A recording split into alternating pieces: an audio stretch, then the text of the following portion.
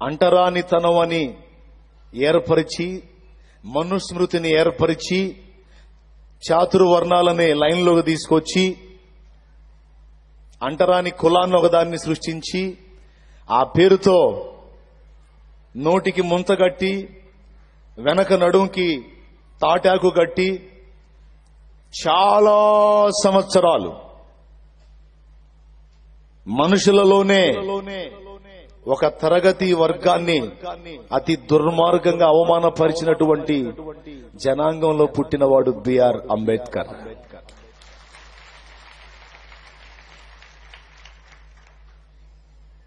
ఆయన స్టోరీని నేను చూశాను, కొంతవరకు ఆయన పుస్తకాలు కూడా చదివాను. వాళ్ళ అమ్మకి బట్టల షాప్కి వెళ్లి చీర తెచ్చుకోవడానికి వెళ్తే పైసలు తీసుకుని వాడు చీర ఇస్తాడు. ఎట్టిస్తాడు తెలుసా? ఒక పనివాడిని పిలిచి, అదిగో ఆమెకి చీర అంట ఇవ్వు అంటే, వాడు ఆ చీరను తీసుకొని చీర మీద అట్లా నీళ్లు పోస్తాడు.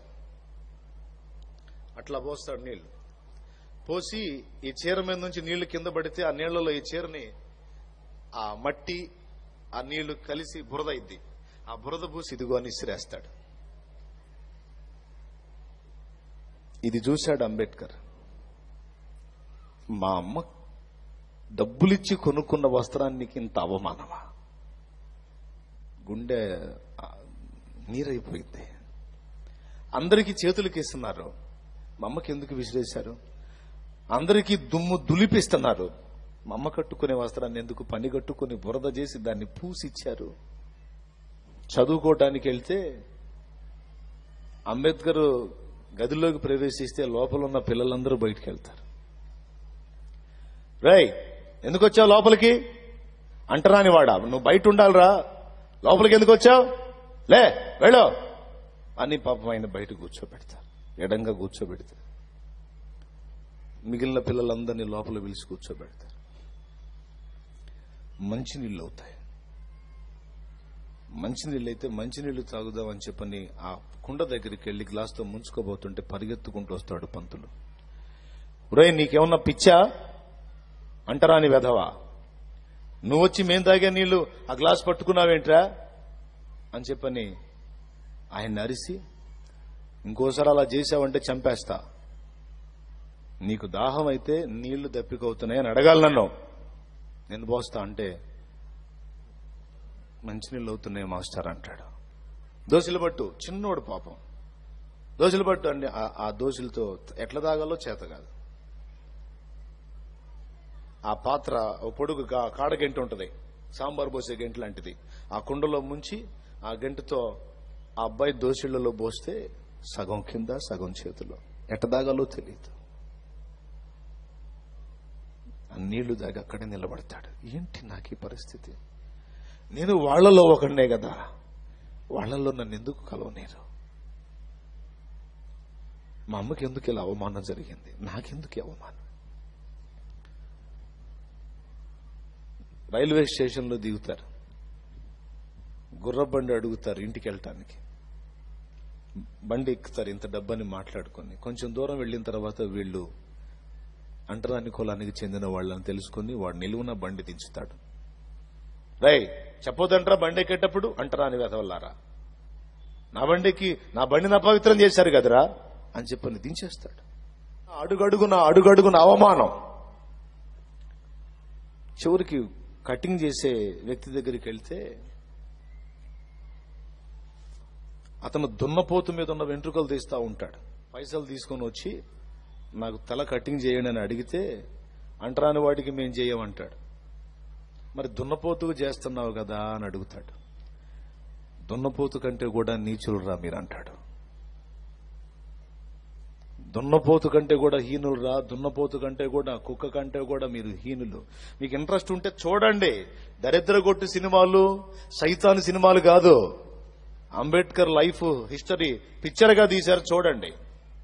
తనకు జరిగిన వరుస అవమానాలన్నిటినీ గుండెల్లో పెట్టుకున్నాడు, ఛాలెంజ్ గా తీసుకున్నాడు. సమాజం బురద అంది కదా, ఆ బురదలోనే నేను ఒక కలువ కావాలనుకున్నాడు. ఎవరో వస్తారు, ఏదో చేస్తారు, నాకెందుకులే అని నేను చెప్పినటువంటి మోషే కావచ్చు, అంబేద్కర్ కావచ్చు, విలియం కేరీ అనే వ్యక్తి కావచ్చు, వీళ్ళందరూ అలా అనుకుంటే ఈరోజు మన పరిస్థితులు ఇలా ఉండేవి కాదు. వాళ్ళు ఏమనుకున్నారో తెలుసా? దళితుల్ని లేక అంటరాని వర్ణంగా చెప్పబడినటువంటి నా కులస్తులని నేను కాపాడేదేముంది, నేను చేయగలిగేదేముంది, మన చేతనేమైంది, అందరితో పాటు నేను కూడా కలిసిపోవటమే అని రాసి పడకుండా అందరికీ భిన్నంగా ఆలోచించాడు. ఏంటో తెలుసా? వీళ్ళందరినీ నేనెందుకు కాపాడకూడదు? ఈరోజు నీ కుటుంబం దరిద్రతతో అల్లాడుతుంది, నీ సమాజం దరిద్రతతో అల్లాడుతుంది, నీ ప్రజలు సత్యమెరుగక నశించిపోయి నరకానికి వెళ్లే పరిస్థితుల్లో ఉన్నారు. ఎవడో వస్తాడు, ఎవడో ఏదో చేస్తాడని ఎవడి కోసమో ఎదురు చూడొద్దు. నీవే వారిని ఉద్ధరించేవాడివి కావాలి అని తీర్మానం చేసుకోమంటున్నాడు దేవుడు. నువ్వు స్త్రీవి కావచ్చు, పురుషుడివి కావచ్చు, నువ్వే సమాజాన్ని ఒక మలుపు తిప్పడానికి తీర్మానం చేయమని దేవుడు పిలుస్తున్నాడు. చదవటం మొదలు పెట్టాడు, రాత్రి పగలు తేడా లేదు, పుస్తకాలు తినేస్తున్నాడు ఆయన. ఏమిట్రా నీకేమన్నా పిచ్చా అంటే, ఆ పట్టింది పిచ్చి, ఏదో ఒక దారి చేయకుండా మాత్రం వదిలిపెట్టను. కొంతమందిలాగా ఆవేశాలతో తీర్మానాలు చేసి 3 రోజులు నిలబడి 4వ రోజు ఎత్తాడు పగలగొట్టి వెళ్లిపోయే చంచల మనస్కుడు కాదు అంబేద్కర్. ఛాలెంజ్ గా తీసుకున్నాడు. అవసరమైతే నా ప్రజల రక్షణ కోసం, నా ప్రజలను దాస్య విముక్తుల్ని గావించడం కోసం నా జీవితాన్ని ఫణంగా పెడతాను, నా లైఫ్ ని త్యాగం చేస్తాను. ఈ యాగంలో నేను ఆహుతైపోయినా నా ప్రజలు క్షేమంగా ఉంటారు, వాళ్ళ కోసం నా జీవితాన్ని బలి పెడతాను అని తన జీవితాన్ని అలా ఆహుతి చేయడానికి ఇష్టపడ్డాడు. దేశాలు తిరిగాడు, చదివాడు, ఎక్కడికి పోతే అక్కడ చదవటమే. లైబ్రరీకి వెళ్లి లైబ్రరీలో ముందుండేది ఎవరంటే ఈయనే. ఆ లైబ్రరీ వాడికి విసుగొచ్చింది, ఏమయ్యా వచ్చావా, ఒక్క రోజన్నా ఆలస్యంగా రావయ్యా, చూసి సంబరపడదామని ఉంది అంటాడు ఆ లైబ్రరియన్. అంబేద్కర్ గారు అంటారు, నా బాధ నీకు తెలియదయ్యా, తొందరగా తాళాలది అంటాడు. కొన్ని చదవటానికి పైసలు లేవు, లైబ్రరీకి వెళ్ళాలి, అని తీసుకోవాలి, చదువుకోవాలి. ఒకసారి లండన్ ప్రాంతానికి వెళ్తాడు. వెళ్ళి అక్కడ స్టడీ చేయటానికి ఉన్నప్పుడు భార్య దగ్గర నుంచి ఒక టెలిగ్రామ్ వస్తుంది, మన అబ్బాయి గంగాధర్ చనిపోయాడు. ఎందుకో తెలుసా?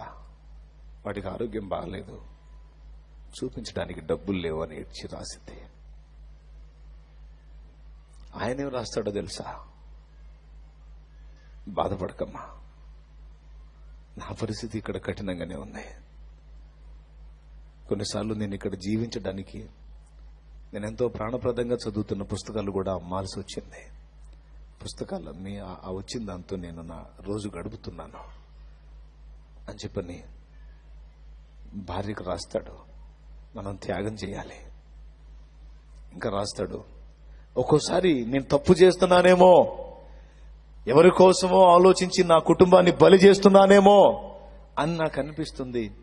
అయినా సరే బలి అయిపోయినా పర్వాలా, నేను నా కుటుంబం, తన కుమారుడు గంగాధర్ అని ఆయన చనిపోతాడు, పర్వాలేదు, నేను నా భార్య నా పిల్లలు మొత్తం ఆహుతైపోయినా పర్వాలేదు, నా ప్రజలు రక్షించబడితే నాకంతే చాలు, నా ప్రజలు దాస్య విముక్తులైతే అంతే చాలు, నా ప్రజలు సమాజంలో గౌరవనీయంగా బ్రతికితే అది చూడాలి, కన్ను మూయాలి. ఈరోజు భారత రాజ్యాంగ రచయిత ఎవరో మీరు చెప్పండి, పెద్దగా చెప్పండి.